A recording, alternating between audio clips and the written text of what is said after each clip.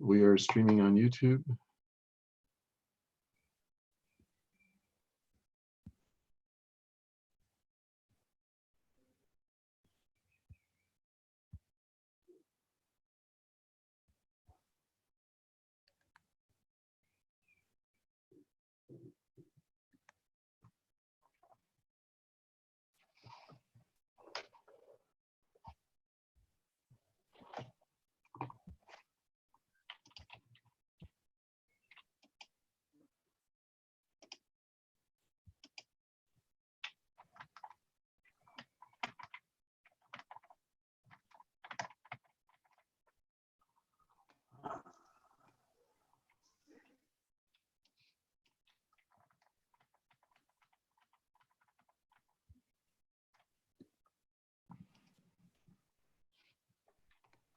Should we also be recording this in the cloud? We Kevin? will. Okay. We will. Just checking. We will.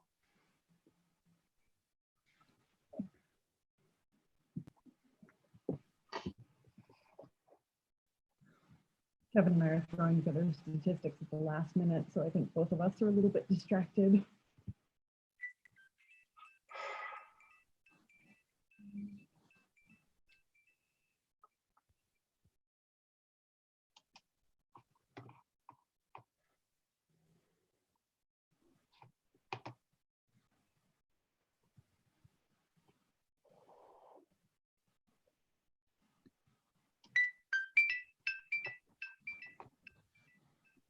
Okay. We are streaming and recording. Go ahead. Okay, thank you. So welcome to the last session of this Eurocrypt. So I have to start this session with some concluding remarks. So starting by concluding remarks, that's a nice oxymoron. Sounds a bit like anonymous contact tracing, doesn't it? So anyway, I must admit that when we started discussing about organizing Eurocrypt as a virtual conference, I was a bit skeptical. And well, the result is really amazing. So thanks to all of you, especially to all speakers who really played the game. And thanks to the PC members who moderated the session and initiated very nice and interesting discussions. And so I would like to end by giving special thanks to three people. First to Kay and Kevin. Kay and Kevin, what you did for organizing this virtual Eurocrypt, it's really amazing. Nothing would have been possible without your work. So most attendees probably don't know that you have spent days and nights implementing a technical solution for the talks, for the pre-recorded videos, for the chat, for authentication, and so on. And both of you were on board during all sessions this week for solving technical problems during days and nights again. So I think I cannot even remember what time zone you live in because you showed up in the morning, in the afternoon, during the night. So thank you very much for your amazing work. And then, of course, I would like to finish with a big thank you to Yuval. So Yuval, working with you was great. You are so efficient and also so enthusiastic. This was really nice and I really enjoyed it very much. So usually we end the concluding remarks by wishing all participants a safe trip back home. So I'm pretty sure it will be the case this year. And so at the end of this session, please log out safely and do not forget to uninstall the Zoom application. So thanks to all of you and see you next year in Zagreb. So Yuval.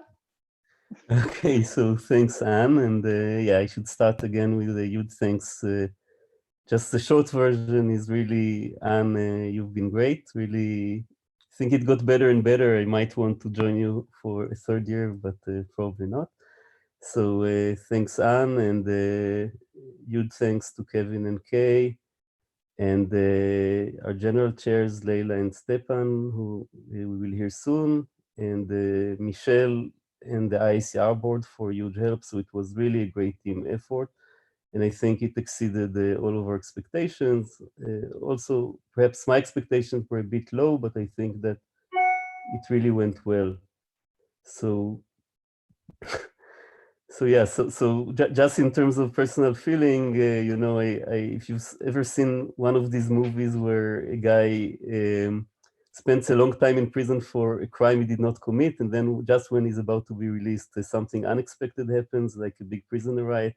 This is pretty much how it felt to be chairing Eurocrypt 2 years in a row, and then just when you feel like your job is essentially done, this happens. But it ended up being fun and a great experience, and hopefully, you know, we'll have a couple of more virtual conferences, hopefully not too many more. And there's a lot of potential. I think it's good to have such virtual conferences for a while. We'll hear about it in the concluding remarks and open feedback session, but I really enjoyed the process. So thanks a lot, everyone.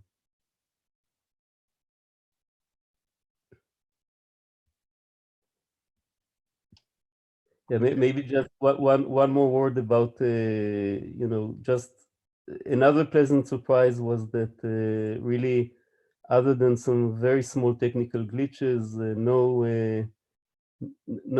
really it went flawlessly at the technical level with no attacks. I don't know if it was security by bagging or the scary isogeny-based stuff that came right after, but you know, hackers were nice to us. Nothing bad happened. So, yeah.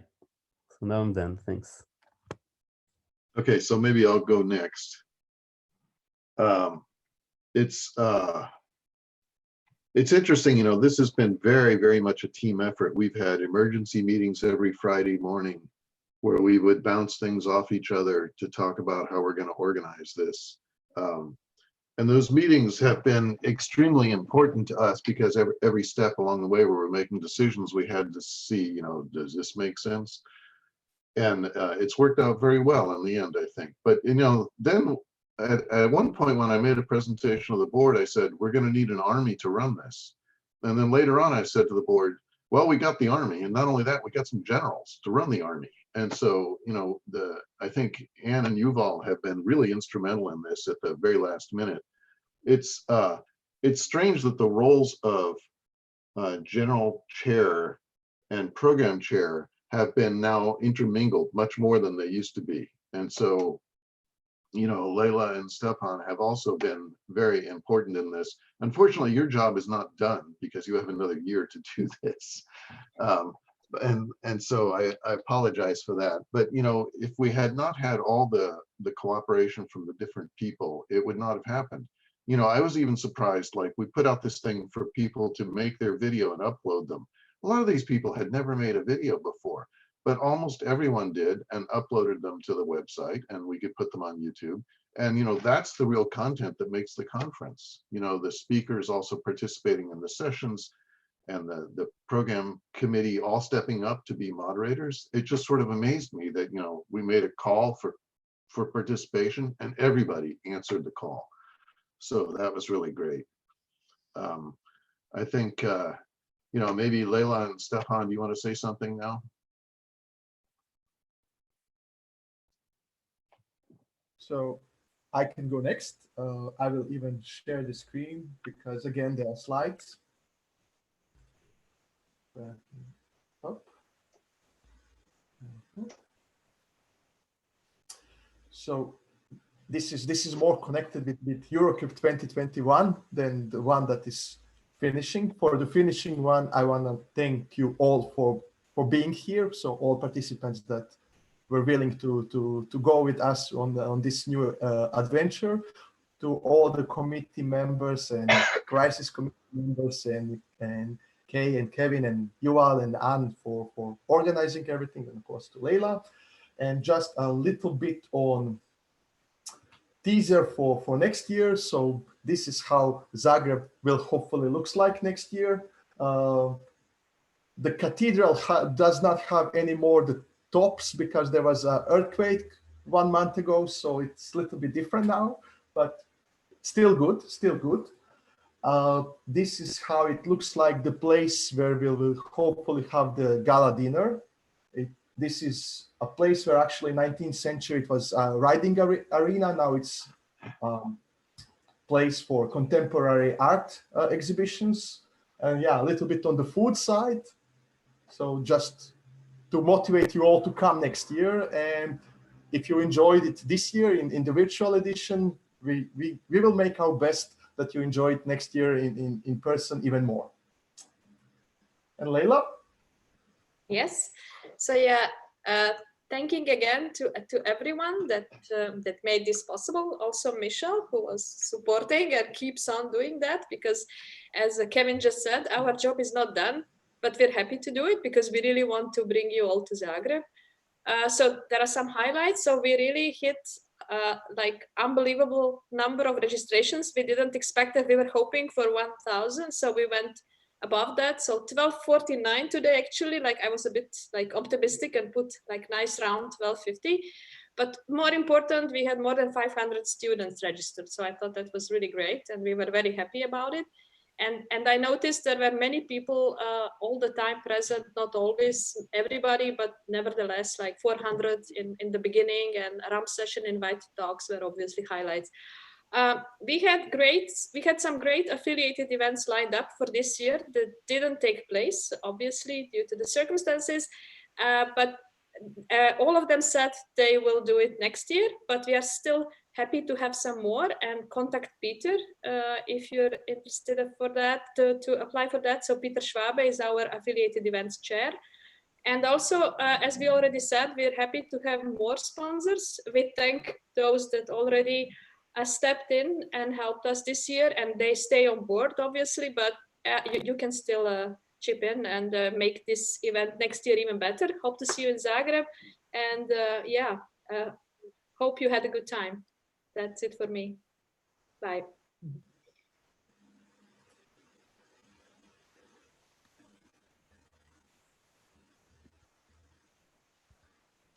I have one comment that I'd like to make. We have some statistics that we want to share about how the conference went. And before I did that, I just wanted to comment that I think every parent is very proud of their child. But Kay is my daughter, and it's been amazing that she's risen to this occasion to do such great work for IACR. It's really weird that I started the IACR website 25 years ago, and now my daughter is working on it. But I guess it's worked out well. Kay, would you like to start with the sharing of the statistics about the chat? I would, now that my father is done embarrassing me, yes. Yeah, well, I wanted to wait until the last minute to get the timing exactly right. Appreciate that. So I'm assuming this is coming through and the tech person can in fact present her screen reliably. Yes, let's assume that. So in terms of Zulip, we had quite a few active users per day. As you can see from these charts, that there were hovering right around 300 users per day, particularly on the 12th, 13th, 14th, and 15th. And then, you know, we started ramping up, obviously, and that ramp up is pretty quick. And then in terms of message types, most people, it turns out, use Zulip for private messaging, which I thought was interesting, not something I had quite foreseen. But that's good. We expected, you know, all kinds. And then 16% of message types sent were public streams, and nobody, interestingly, used private streams. And in terms of messages sent over time, these are only the humans messages. There were no bots on our system, but the messages per day obviously are quite high, over 1,000 for the 11th, and then it sort of tapered back a little bit, but remained very high. And that, you know, obviously today is a half day of data, so it's not quite as high, but I've seen conversations going on in Zulip the entire conference, which has been really great. So, and then, yeah, and I left a blank slide at the end just for you. And so in terms of other statistics, Kevin has other things on use of Zoom and unique viewers and everything. So I think there was some question about, we had this hybrid thing going on where we had people could watch in Zoom. They could watch in Zoom with the the native client. They could watch with a web client, but they could also watch on YouTube. And let me just start by saying that the number for registration, I looked this morning and it was 1,249, which I think is by far a record for a Eurocrypt. In the YouTube viewers, these are the people who aren't necessarily even registered for the conference. Some people are registered and some people are not. And this is by session, actually. So the initial session, of course, people logged in because they're curious to see what it is. And then I think as you look at the way the community works, you know, for the technical sessions, each participant kind of has their own area that they like to go look at. And so these flat numbers sort of represent that, right? That there's a session on zero knowledge and there's a session on symmetric key. And of course, you know, the people who show up to those tend to be the people who are mostly interested in those sessions and can understand the technical talks. So these two spikes here, this one is actually for the rump session. And this one is actually for the panel on contact tracing. And the panel on contact tracing got over 1,000 viewers on YouTube. And so I'm sure that, you know, because it's in the news a lot, that may have attracted a little bit more attention. This is, unfortunately, these were really haphazardly put together things. I think I finished this like 3 minutes before the session started and then started the session. So it's unfortunate it's a bar chart, but these are the users by session in Zoom. We get statistics out of this for each of the sessions. And, you know, some had more than others. It turns out that, you know, the statistics tend to hover right around 200 to 300. There's some spikes up here, the 400, this is for the best paper award. And, you know, some, I guess, went up to 500. This was for the opening remarks. These are participants, simultaneous unique viewers in Zoom itself. I had some more statistics about videos. You know, we often see these charts about, you know, when are the papers submitted to WebSubRev or HotCrap. And of course, everything's submitted at the last minute. And it's exactly the same for the videos here. You can see the deadline for uploading the videos was May 4th. And on May 4th, sure enough, everybody uploaded their video. There was one person who uploaded their video like, you know, a day before their talk. Thank you very much. You will go unnamed. There's always got to be somebody who's a standout. And also, I was not sure what to expect from the video sizes. And it turns out that some of them are quite small. And, you know, almost 3/4 of them are under 200 megabytes for a 20-minute talk. So that's pretty small and manageable. Some people got some pretty big ones up near 500 megabytes. And I think you've already seen this breakdown of statistics about attendees, about which countries were most represented. So United States had the most attendees, in spite of the fact that we had to get up pretty early for some of the things or stay up pretty late. You know, the schedule, it was sort of European centric, and we'll have to rethink about what makes sense for a schedule for the ones in the future. It's not immediately clear.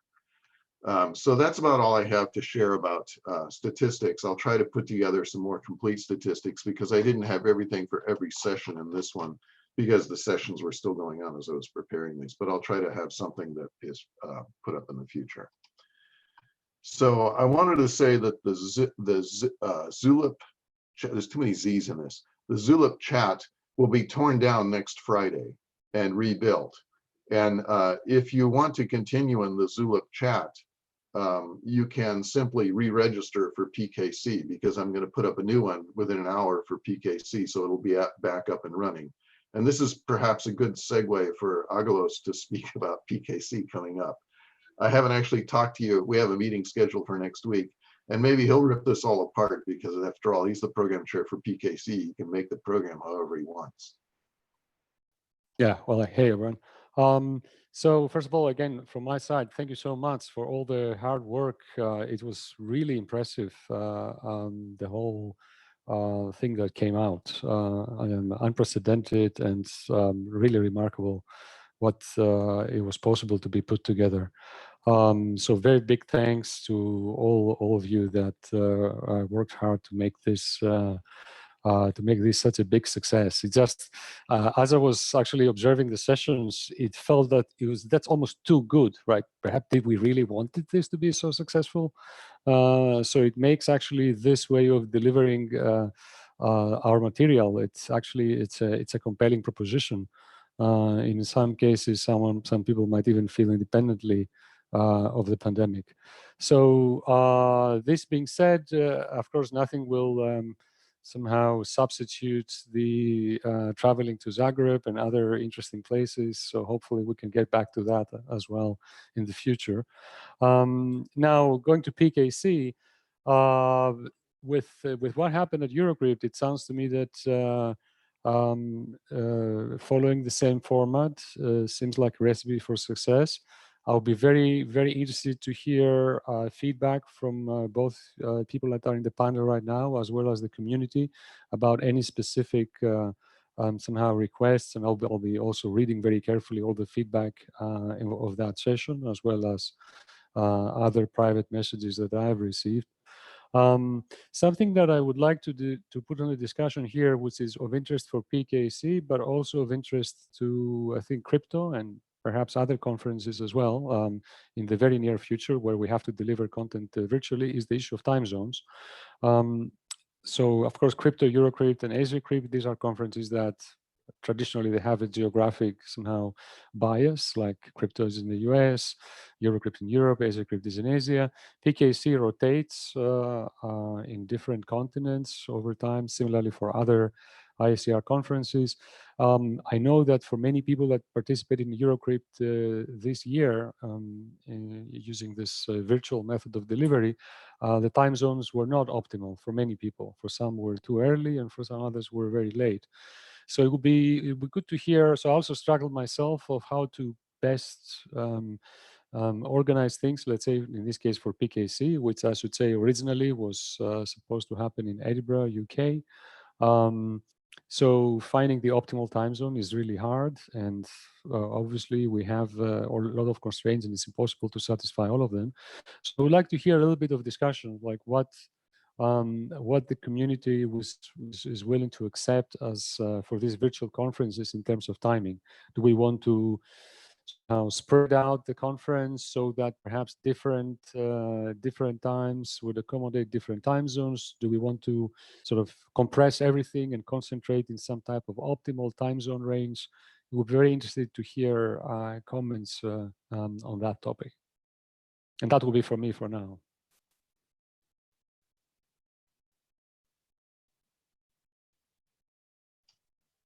Okay, so Michelle, would you like to conduct this session on the feedback? I can yes, promote I can. people. I can promote people to ask their questions on screen. I think it might be a little bit more personal. Yes, and since we have a number of attendees that is somewhat manageable, we might be able to do that without a problem. So Agos, the issue that you mentioned, we already had discussed this issue several times during our emergency committee meetings.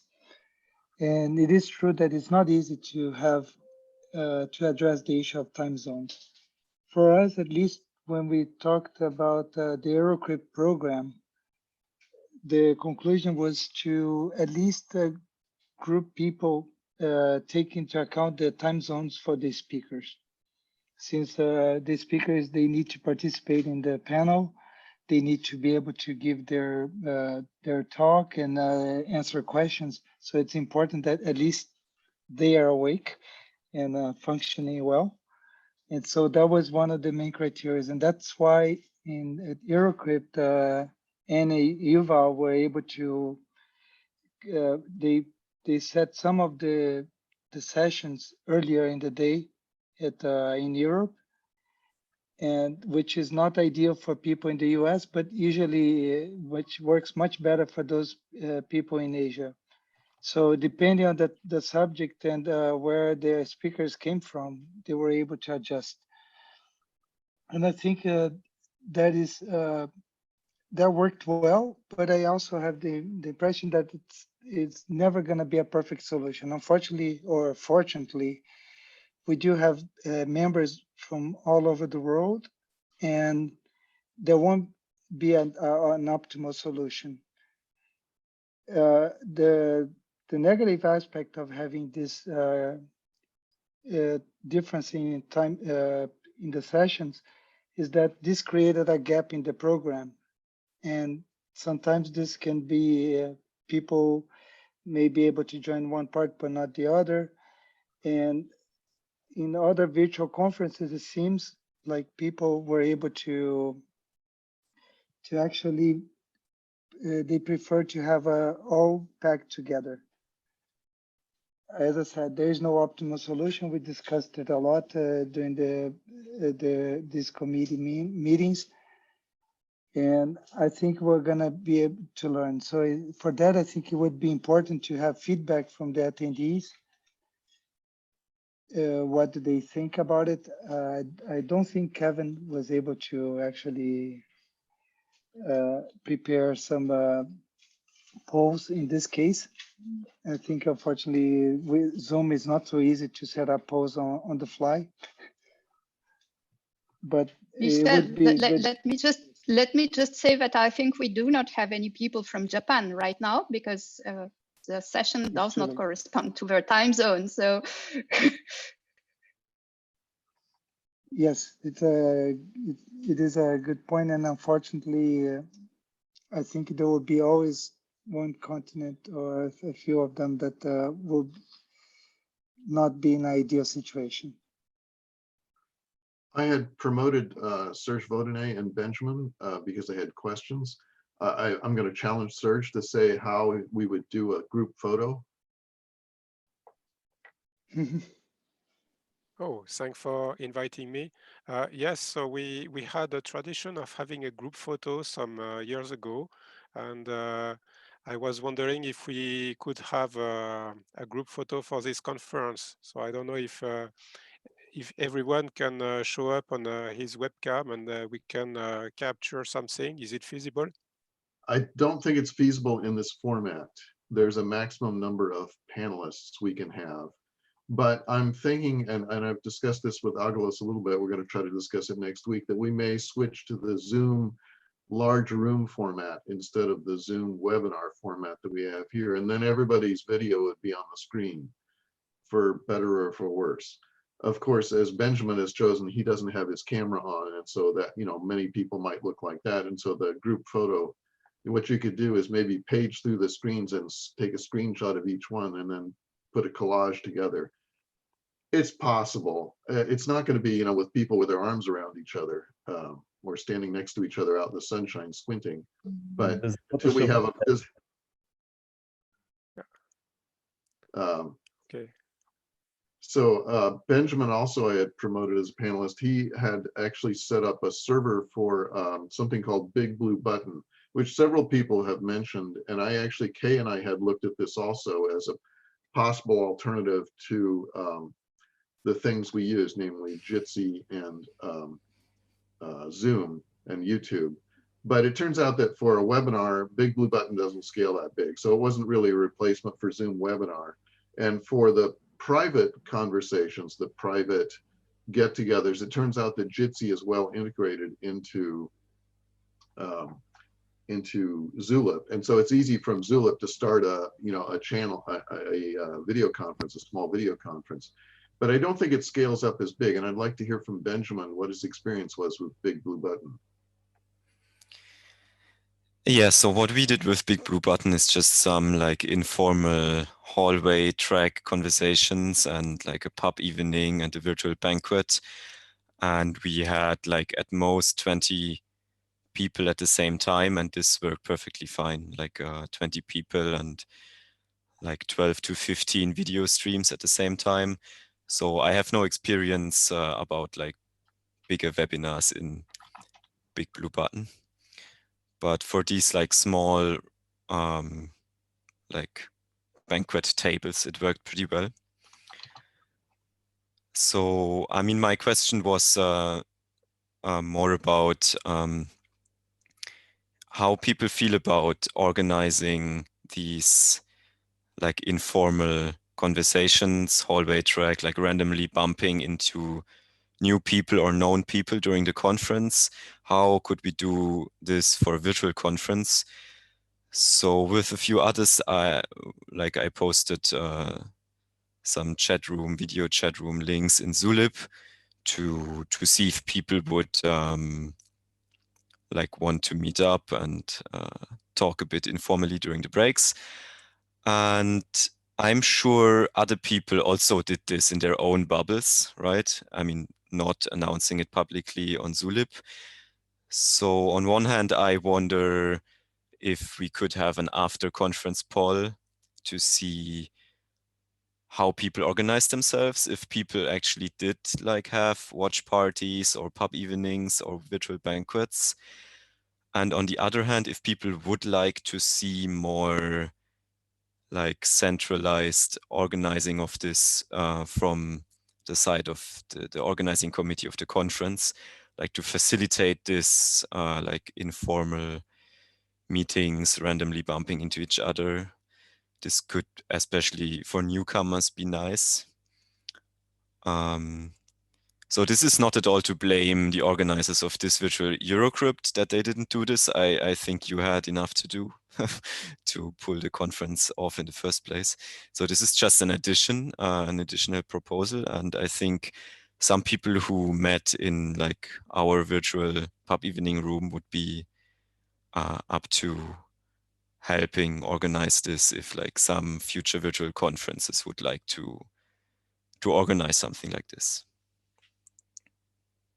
I have a couple of comments about that. As Kay and I had put into our presentation initially, this idea of the hallway conversations and the informal meetings that happen outside of the conference hall itself where the talks are going on is extremely important.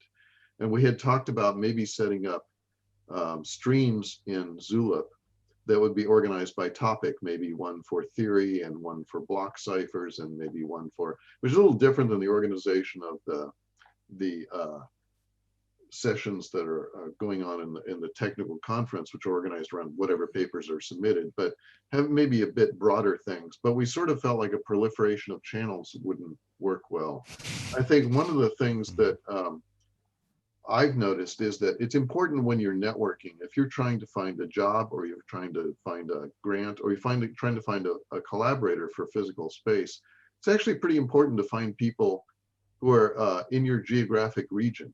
A lot of the collaborations, you look at the co-authorships, and they're often co-authored at the same geography, but not the same institution.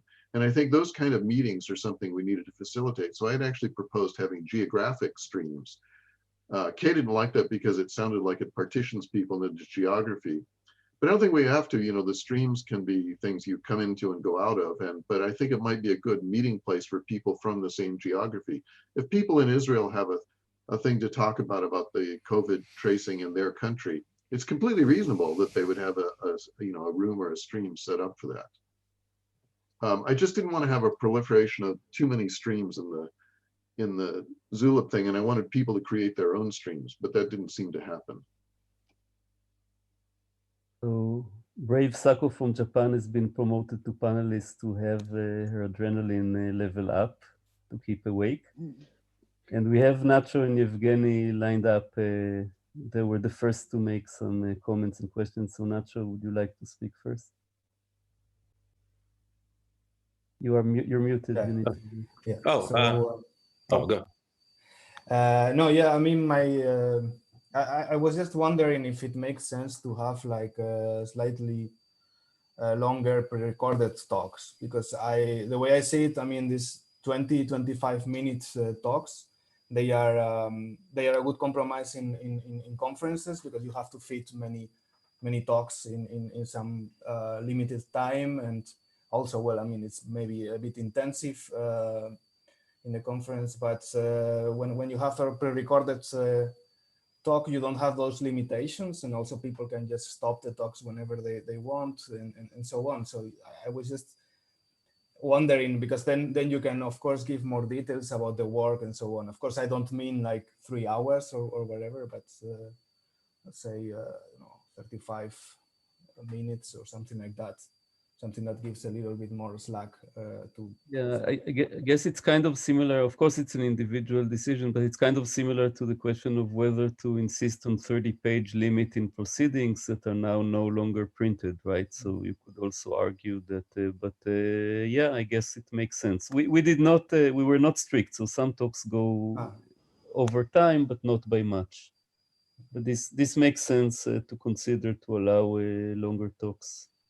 Or certainly if people want to have both a 25-minute version and the 1-hour version, I think, Kevin, this will probably not be, it's a bit of a headache, but probably not too much. Yeah, I'd Kevin, like to respond on that. I think there is some value in compressing your talk into 20 minutes. It causes you to concentrate on what are the most important things. When you're preparing a talk, when you prepare an hour-long talk, you feel the freedom to ramble all over the place, and sometimes you forget to concentrate the information as much as you can. But as you're right, you know, there's no, that artificial limit that's imposed by the physical venue is not something we need to adhere to. And it turns out you could upload a much longer talk if you wanted to. I mean, I didn't advertise that fact, but you know, the program chair said you should upload a 20 to 25 minute talk, and so I wasn't gonna argue with it. But if you wanted to upload a couple of gigabytes and, you know, drone on for hours, I think it would have been possible. Don't tell anyone. Oh wait, there's 175 attendees. So Yeah, maybe, I mean, go ahead. No, I'll just say argument... maybe a quick comment though, just on that, was you could just have the same, just building on what you said, Ignacio. So there's the 30 page, the 25 minutes could be the 30 page, and then you can probably keep going. and the viewers is allowed to just stop. So the kind of agreement is that it should make sense. The first 25 minutes should give the whole picture. Yeah, I guess my point was that there was already like a 5-minute talk where people could sort of summarize what they are doing. So in some sense, they are already like concentrating on what the results are and so on. So that's why I think that given that we already have that, then maybe it could make sense to have a bit longer talks. There's also an 8-minute version, because on YouTube, you can actually take a video and play it at twice the speed. Just one quick comment. It would actually be interesting to see the statistics about how much the videos were accessed during the conference, because perhaps, as you said, it's okay to have longer talks, but that might have an impact on how many people end up watching it. So it would be interesting to see if the length of the video actually had an impact on the attendance. I have some statistics on the YouTube channel that shows, you know, how many watches we get per video. Those watches are actually quite small. You know, they might have a video which would have dozens of viewers for the video. But if you think about it, that's just like our papers, right? We write a very specialized paper. They don't get that many readers for an individual paper. I did notice that because we had this online thing and people were directed to the YouTube channel, that people actually branched off and watched other things. So I think Cynthia Dwork's video, which was from last year's crypto, I guess. It was Eurocrypt last year, right? It actually picked up a whole bunch of views in the last couple of days. And so what happened was, because it drew people to there, we got spillover of watching of videos that are, some of them are quite old. And of course, the whole point of science is that it should have value, lasting value. So people are curious about a topic, they can go back and find a video on a topic from the past. Let me just say that if you look at the statistics, so for example, I think Alice Silverberg's talk had 681 views on YouTube, just from the static video that was uploaded, right? Which is actually a pretty big audience for a talk. You know, not many of us are able to give a talk with that big an audience. Yeah, the numbers will grow, of course. People will still watch these videos in the future. Yeah, Yevgeny had a very interesting proposal. Yevgeny, would you like to speak? Sure, yeah. Well, thanks, Yuval, and well, first of all, thank you everybody for an amazing conference. It indeed exceeded all expectations. But back to the point. So I love the ideas of 5-minute videos. Or just 5-minute presentations, not specifically videos. So I would like to propose two kind of things correlated about them for both virtual and live conferences.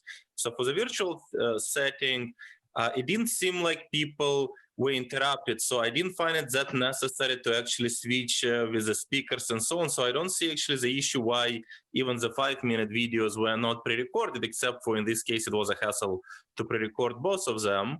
But just to finish this point, definitely for live conferences, when hopefully life returns to normal, I think it would be a great idea, especially for people trying to get to the essence of things, to, well, hopefully force or politely ask people to pre-record 5-minute videos. It looks like before the conference, like at least let's say 1 week before, maybe 4 days before, something like that.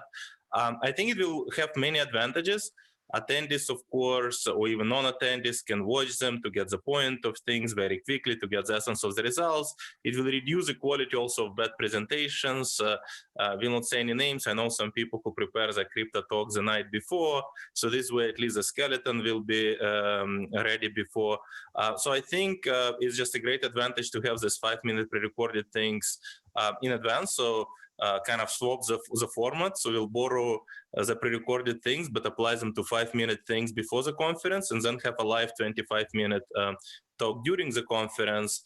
And yeah, for the virtual setting, I mean, this it's less important, but you know, this context switching and so on, I actually like the idea of live answers, but I feel like the 5-minute things could be pre-recorded and just played by the host or whatever, and then just have speakers be on deck for the discussion, which I also found pretty amazing and pretty useful. So that was unusual compared to crypto, when we like always press for time, and the questions are just, and there's like one quick question, you have to leave the room or something.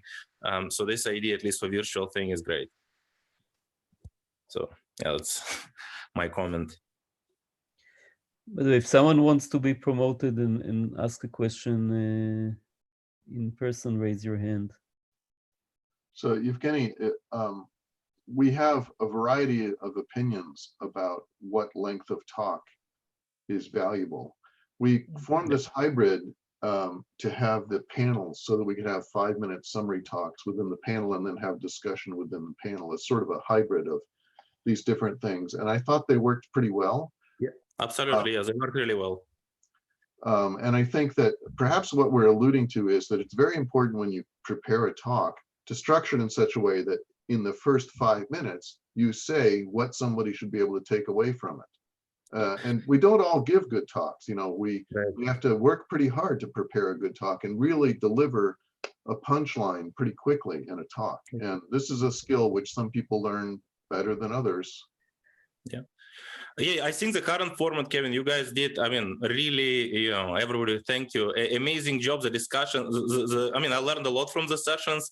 I'm afraid to say almost as much, if not more, than from the live things. I was just saying these 5-minute videos, when we go back to live, kind of to in-person things, I think that would be like a fantastic idea. Oh, sorry.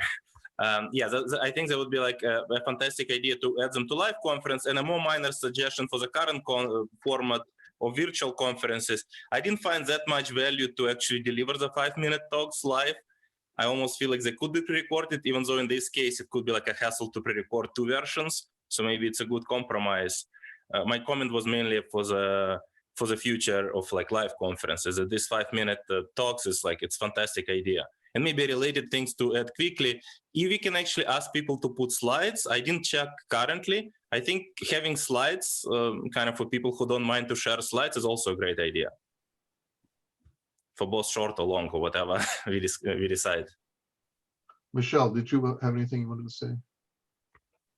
No, actually, this idea of pre-recorded 5-minute talks or live ones, we also discussed the 2 options. And of course, even if you pre-record one, you can always, instead of giving it live, you can always present it. So yeah, that was one of the options that we discussed. And but at the end, I think the live aspect, what is nice is that people, anyway, they would have to be prepared for the panel, for the questions part.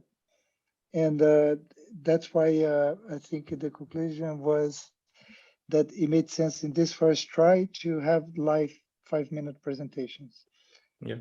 But actually, one of the things that crossed my mind, but like, but it's a very probably crazy idea, is to actually, you're saying is the reverse of what you said.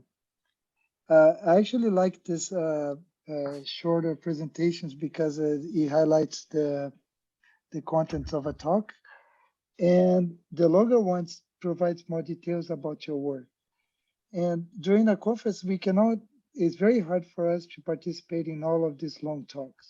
We watch some of them, but at the end, it's very hard to keep paying attention to all of them.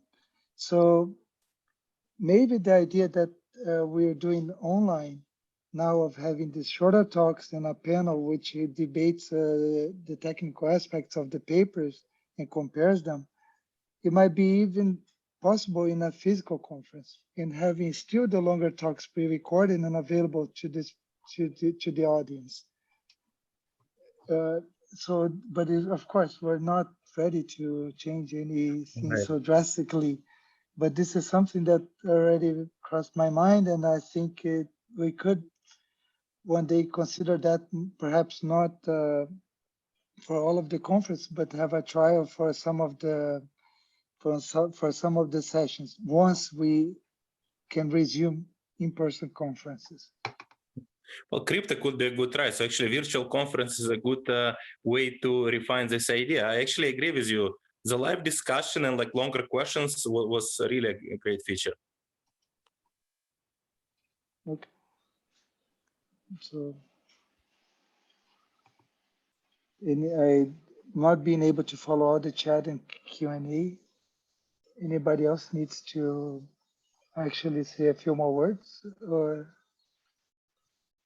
Bart was actually pointing out that the 5-minute talks in a security conference. I missed the comment, but that a security conference already had this 5-minute live talks last year before the virtual conferences. So maybe we can look it up. Yeah, now I can. If this has maybe somebody Bart, already tried it out, it would be good to know what the feedback was. Yeah, but Bart, you're promoted. If you want to speak, you can speak. You're muted now.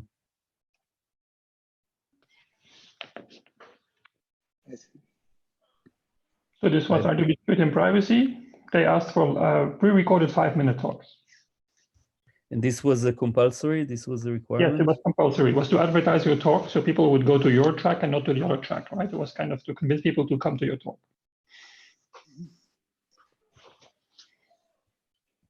And this was just a one-time thing, or this was a policy that was supposed to take place in the future as well? Do you know? I don't know, but I think it was, I mean, you have to ask the organizers, but it may have been required before. My recollection, though, was like it was 1 minute, but I don't remember that they did that. But I don't recall 5. I remember it was 1. Maybe I forgot.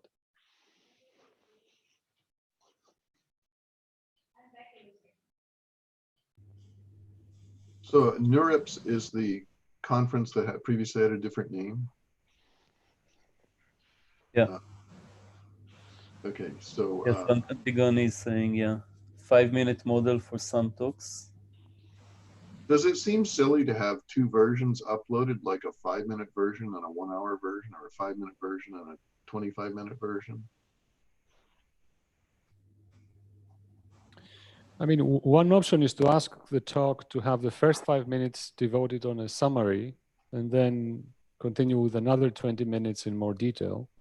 And then if you want, also have an appendix, quote unquote, where you can go over the details of a proof if someone wants that. So it can be like just a single file, but someone can watch it in these 3 different levels. And this is something like the advice that a PhD advisor should give to a student about how to give a talk, right? In your first 5 minutes, you should summarize exactly what it is you're going to say.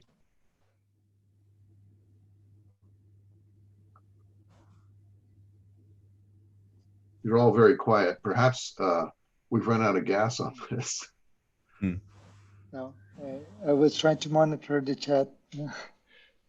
Yeah, and anyone else has, okay, somebody is raising their hand. Leo, let's promote Leo. And if I may speak from Japan, Yes. being a free registration fee really helped me to get registered, because if it was middle of the night and I paid, I have to ask my boss to pay for $300, then it will be very challenging. But because it was sort of free, I can just jump into any session I like. I can catch up later. So that was good for me. And also, again, 5-minute talk. I would go to sleep if it was 25-minute talk. That was not really my concern. So Yeah, and thanks for staying up so late.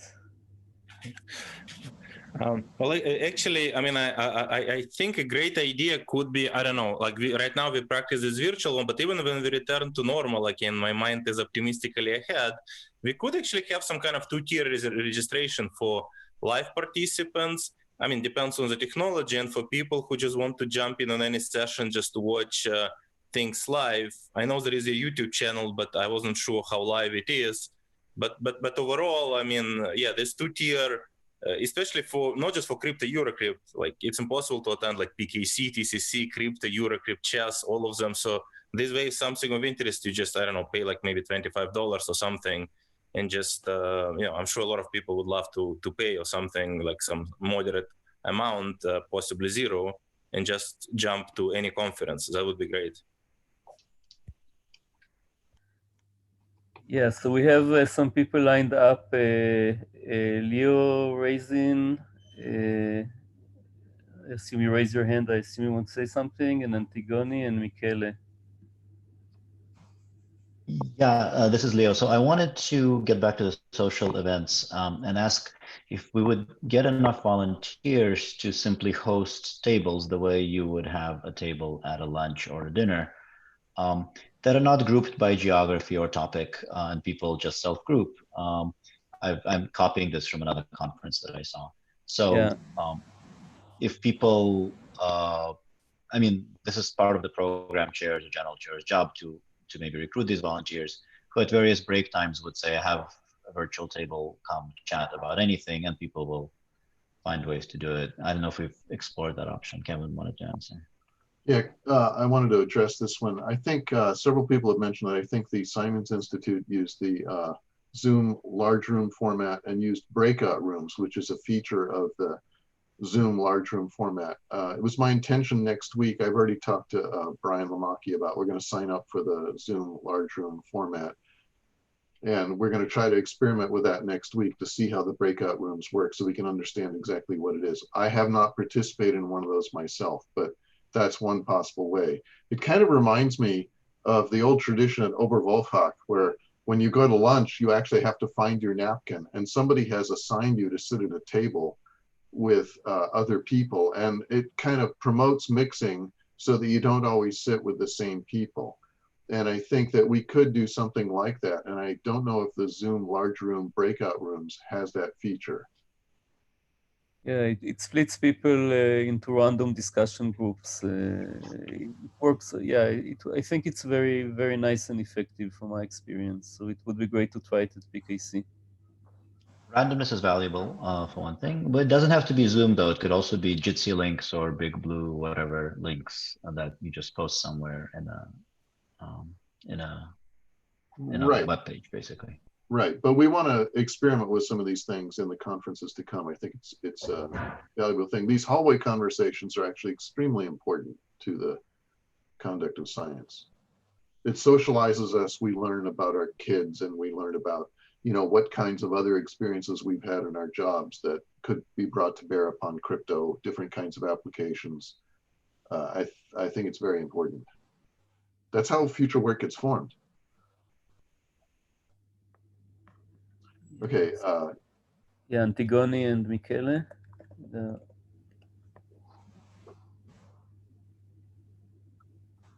You have to unmute yourself. Yeah, we can't hear you. Antigone. Okay. Yeah, I did not realize that was promoted. Yeah, I want to mention about the NeurIPS conference. So they have 3 types of talks. And actually they have these modes because they accept a lot of papers. So this is the motivation there. But the 3 types is that you get papers that they're going to be presented for 20 minutes. They call this talk spotlight talks. Then they have 5-minute talks. And the other one is just poster. I did not like the poster idea there. So I went once and it was terrible. But the other 2 models of 5-minute talks and 20, maybe it's something that we would like to consider. So, but there again, the motivation is because they have a lot of papers. It's not because of the constraints that we're discussing here. But I do find it interesting. Thanks, Michele. Sorry, I didn't want really to talk online to all these people. But the question was very simple, was about YouTube licensing. So I see that on YouTube, all the talks are released with Creative Commons also for commercial use. And the question is, what if somebody republishes them even on YouTube and makes money off the advertisement? This is for example, was what I suspect happened with my Eurocrypt talk last year. It's not like I really care, but I think we should have a discussion on it, or at least understand what we want from, if we want to publish them, knowing what can happen. I wanted to respond on this one. I think I changed the default license in YouTube to be the quote YouTube license. And there are only 2 choices for licenses on YouTube. It's the YouTube license or the Creative Commons license that allows commercial reuse. I didn't personally care about the reuse, but of course, if you've produced a video and then somebody is monetizing it by putting it on our channel, that can be quite annoying. I don't think the amount of money is huge for these, but it's still annoying. I'm open to whatever suggestion we could have. We could even switch to a different platform. We could host the videos ourselves, although we have to pay for it then. You know, one of the advantages of YouTube is you don't pay. They can run ads on it. We actually don't have any prohibition against running ads on these videos, but I don't think they have broad appeal, I'd say. Yeah, the WAT video did have a broad appeal, but our videos are less popular. Andreas? I'd like to report, unfortunately, that this morning is trash morning, so the trash truck is outside and I mute myself for a few minutes. But I think this is an interesting issue to take up. I'm not sure how to have the discussion. So right now we have a YouTube license, right? And also, like, when you speak about nobody would make a lot of money out of it, I agree with you.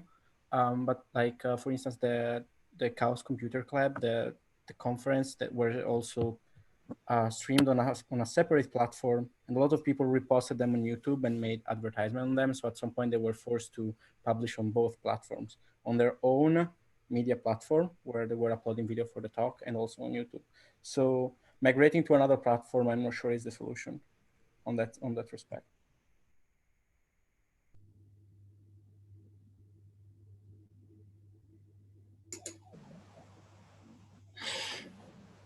So, okay, not sure if this was my turn.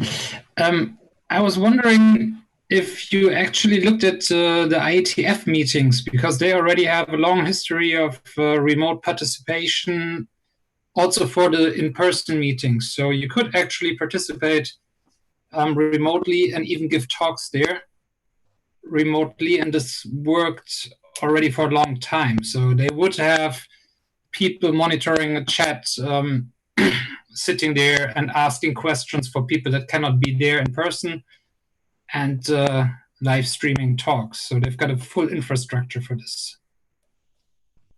Can I ask how they run this? How do they actually host the videos? I'm not sure. They've got a complete tool set. So you can find this probably on the IETF websites, but I don't know the tools myself. Okay, well, Kay and I will try to investigate that. Kay, could you make a note about the IETF? I've never been to an IETF meeting. Yuval, are you monitoring the chat to promote other people as well? Sort of, yeah, I can promote. There was a comment from Frank about 20-minute posters or Google Meet. I used to be a Google employee, and Google Meet came along after I was there.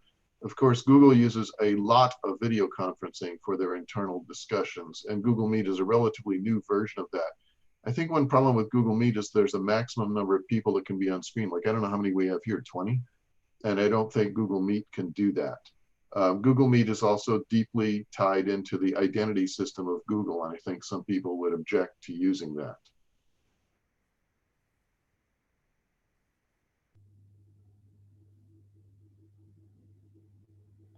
Yeah, so Frank, you can talk if you like. You're muted now. You have to unmute yourself.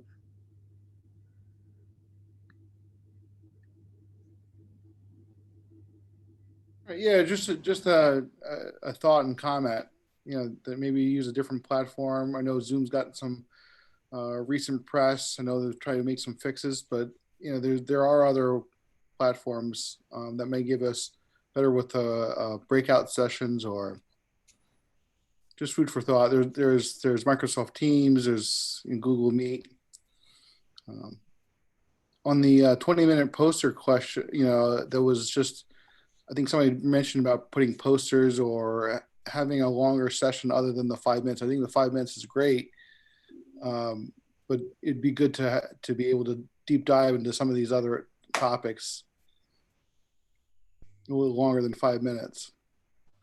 I wanted to respond on the suggestion to look at other platforms. We actually, Kay and I did an extensive evaluation of the other platforms, and there's a spreadsheet that lists all these things, and there are a whole bunch of them, like Microsoft Teams in particular. I think Kay went crazy trying to go through the Microsoft website, trying to figure out what is the product.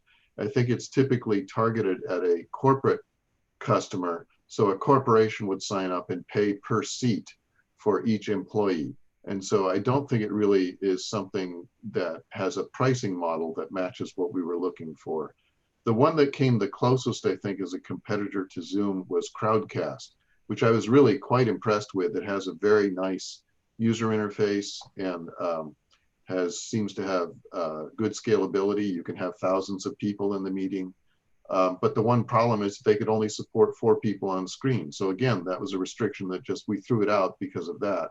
And I know that the ACM has a report on virtual conferences in which they did much the same thing. They went and they listed all the different options and all the different features that they have, and you can sort of look at it and pick what's right for your meeting. Our biggest problems were the scalability to be able to have 1,000 people in the conference, the number of people on screen, because we're going to have the panels with like 12 people on screen, and privacy aspects. We didn't want to have to require people to give their email address to a third party, because the IACR has a large number of professionally paranoid members. We have people from intelligence agencies who are maybe not thrilled about giving their email address to someone else, and the IACR has always maintained absolute privacy on the database. We respect the members' right to attend a conference essentially anonymously, which is in conflict with this whole online venue. I think it's a good suggestion to continue to look at the other alternatives, because technology doesn't stand still. So for each conference, we should reevaluate these decisions of what technology we use. I don't think any of us was particularly happy with Zoom. Yeah, and to add to that, I do have, as Kevin mentioned, an extensive spreadsheet of other options besides Zoom that I had evaluated for the IACR. And I'm very happy to share that spreadsheet, particularly if you are planning your own virtual events in the upcoming future. I'm happy to give you the fruits of my research. I mean, it's already done, so might as well share it. So please email me if you would like access to any of that sort of research. I'm happy to talk about that. Yeah, Kay's on the virtual-conferences, so you can use that to reach her. Yes, so we're officially out of time, but let's give the people who were promoted, Or, Masiej, Tim, and Josh, to speak, and then I guess we can wrap up. So Or, you can go first. Okay, I have no idea why I was promoted, because I merely mentioned the fact that the 5 minute talks are a great idea. The question whether they should be pre-recorded or not, I think there was an advantage it was online, but if people want to pre-record them, I don't think that should be a big issue around that. And besides that, Kay and Kevin, you did wonderful job and it was amazing. And thank you, Yuval and Anne, and I also mentioned before, Leila and Stefan. You guys had to deal with a lot of things on your hands. And I think that if there is something, and I wrote this to Kevin in one of the emails, the fact that the IACR community has this sort of behavior, it's in the DNA of the community that was built up in the 80s and the 90s by various people. Some of them are not in the conference, but Kevin was certainly as part of the IACR leadership, I would say, taught us how we should behave, and I applaud that. All of the previous leaders as well. Okay, thanks. So, Maciej? Yeah. Hi. Thanks. Thanks for the great conference. For yes, like different topic, I wanted to go back to Wednesday invite talk and mention the reviewing process. So Yevgeny said that discussing technicalities of the paper is really cool, and I do agree with him. But there's one problem that sub-reviewers are not included in this process. So maybe we should, rethink the idea of, more including the sub-reviewers in more of the discussions. And the other thing is that I had that idea, and I discussed it with a couple of people, and it seems sound. Well, at least nobody found the bug so far. So the idea was that, when you review the paper and you find the bug, the PC decides if it's actual serious bug or it's just a typo. And in case of a bug, PC automatically adds you as a counter. That would be an option to reward the good reviewing process. That's my proposal. Okay, thanks. I guess it's less relevant to virtual conferences and more of a generic comment. And I guess last but not least, Josh. I don't necessarily want to be last, but certainly I want to add to Or's praise of the work that's been done in managing this conference, Kay and Kevin especially, but everybody else who helped make this a great success. I do want to say, Kay, your spreadsheet, if it was made more than a few days ago, it's probably already out of date, because I know Microsoft is working hard to add features, and I'm sure everybody else is. In particular, sorry for the challenges with Teams. Part of the problem is there are multiple versions of Teams for different audiences, so it's hard to get all that right. But I'm happy to help if you need. But anyway, thanks to everyone. This was an amazing piece of work and making this all work. Thank you. I admit that the spreadsheet was made, I think, in early April when we were evaluating. So I recognize it's a little bit out of date at this point. I have sort of added to it as I could, but yeah, in Microsoft Teams, we can talk about that. Sorry to put that on you, but that's fine.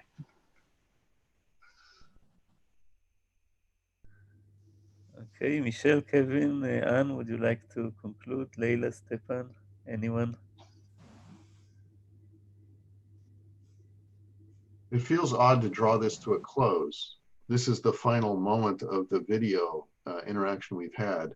Let me say that we should try to go to the chat to continue and maintain some continuity of discussion. And also, when I rebuild the chat, since you've already paid your IACR membership fee, you should register for PKC and participate in the discussions and the conference for PKC. Let's keep this going.